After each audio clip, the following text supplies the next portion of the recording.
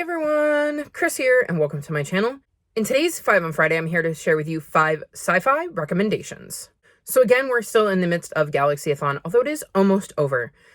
But in the spirit of Galaxy-a-thon, I thought it would be fun to give you some sci-fi recommendations.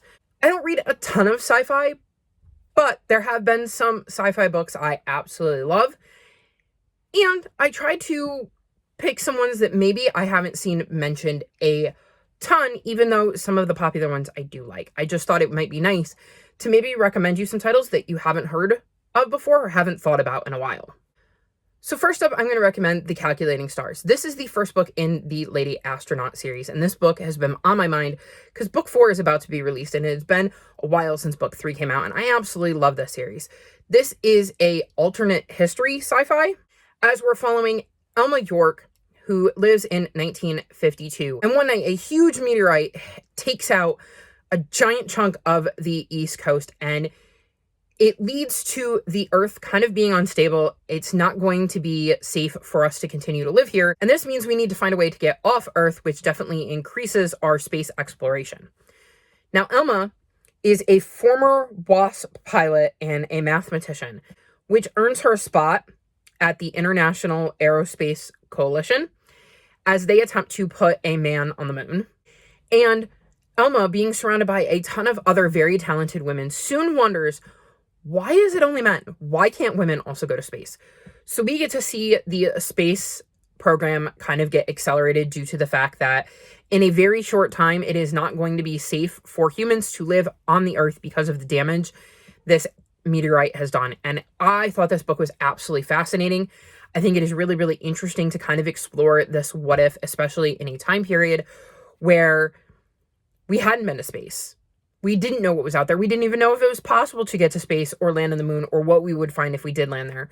So I have a lot of fond memories of this series, and I don't see people talk about it, and I thought that I should recommend it because it is an amazing series. I enjoyed books 2 and 3, and I'm very, very excited to dive into book 4. So if you are looking for a sci-fi series that is kind of exploring that, like I said, alternate history, this is definitely a series I would recommend you check out. Next, I'm going to recommend Sanity and Tallulah by Molly Brooks. This is a middle grade graphic novel series that follows Sanity and Tallulah, and they live on an out-of-the-way station called Wilnick SS. And this is their whole life. They live in space on this space station. And honestly, you'd think it would be cool to live on like a space station, but the monotony kind of gets to them. So they're always trying to find up new mysteries or adventures to go on despite the closed quarters. And one day, Sanity's science project, an extremely cute but very illegal 3-headed kitten, escapes and starts causing havoc on the space station. And Sanity and Tallulah must go on an adventure to find said kitty and contain it before it does something that they can't fix. I really, really had a lot of fun with this one. Like I said, it's a graphic novel, so it's got some really interesting art styles. I like how it's simple colors, nothing too flashy. I really, really love Sanity and Tallulah's relationship. I think they balance each other really, really well. And it is a fun little middle grade graphic novel series where we get to see them go on adventures. There are 3 books in this series. I have read and enjoyed all 3 of them. I really like the dynamics of this friendship between Sanity and Tallulah and how that plays in to the mischief they constantly seem to find themselves in. And I would highly recommend this graphic novel series if you're into sci-fi graphic novels. Next, I'm going with Stolen Time by Danielle Rollins. So this has time travel in it. There are 2 POVs. We have Dorothy, who is in Seattle in 1913, and Ash, who is in New Seattle in 2077. And Dorothy, in 1913, is being forced to marry this wealthy man that she doesn't want to marry and ends up kind of bolting away from the wedding. And Ash, in New Seattle in 2077, is dealing with a city that's been ravaged. He's trying to find his mentor who has disappeared. But unfortunately, all of these jumps through time that he has gone on trying to find his mentor has left him with the ability to kind of see small glimpses into his future, including his violent death and having his heart broken. And on one of his jumps, he lands smack dab in Seattle in 1913, where he runs headlong into Dorothy, who does not realize that this is like a time-traveling ship and decides to stow aboard because wherever Ash is heading has to be better than here. Ash has no idea he's picked up this random passenger and pops them back to the future for Dorothy and back to his present. And Dorothy has to now navigate this whole new world she's found herself in. I thought this was such an interesting concept. I like the time travel and trying to figure out what is going on. I like learning how Seattle went from the 1913 version we see Dorothy in to the 2077 version we see Ash in. I like that Ash has this little inkling about what is going to happen in his future because of the consequences of all the jumps he's done and seeing how that affects him in the decisions that he makes. And I like seeing Dorothy explore this new world and kind of introduce it to us from her perspective.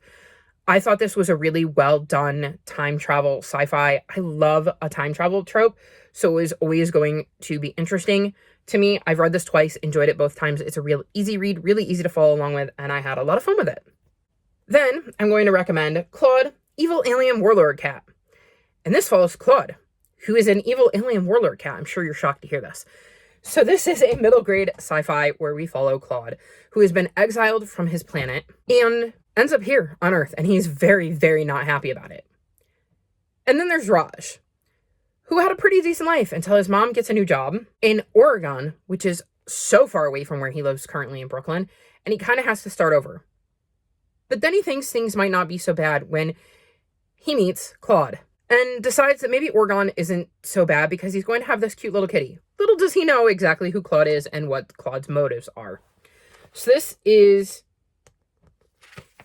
an extremely fun little book. It's got a lot of really cool illustrations in it. And Claude is just hilarious. It is so interesting seeing things from his perspective because he believes he's this big, bad, tough guy cat, and yet he's stuck on Earth. There's also a lot of puns in here. Claude's real name is Whiz-Cuz, and he's from the planet Litterbox.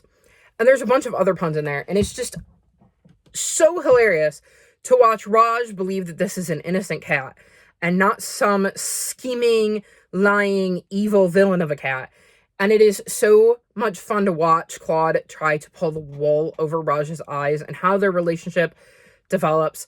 This series makes me laugh out loud when I read it. I have so much fun with it, and it's just such a different book. And I really do love that we get things from both Claude and Raj's perspectives because I think it adds a lot to the story as they're both kind of doing their own thing and seeing their perception of what each of them is doing, and it's not always lining up. It is just a really hilarious little sci-fi book, and I would highly recommend the series. It's just such a fun time. So if you need like a fun, laugh out loud, funny sci-fi break from maybe some of the more heavy sci-fis, if you read a ton of sci-fis, or just you're looking for something a little humorous and a little different as a palate cleanser, this is the perfect series for you. And then my last sci-fi recommendation is A Rover Story by Jasmine Warga. And this is another middle grade. And it follows Resilience, also known as Rez, who is getting put together to be sent to Mars as a rover. And as he is being put together, he starts to learn things from the scientists who are doing so and develops feelings. And robots are not supposed to have feelings, but Rez definitely does. And we get to see how that affects how they view the world. And we get to see their journey as they head off to Mars with all of these feelings they're not supposed to have. There's also a added addition to the story in that we get to see one of the daughters of the scientists who worked on Rez write letters to Rez, and we get to see that kind of human viewpoint of what Rez is going through and where Rez is in their journey. I adored this book.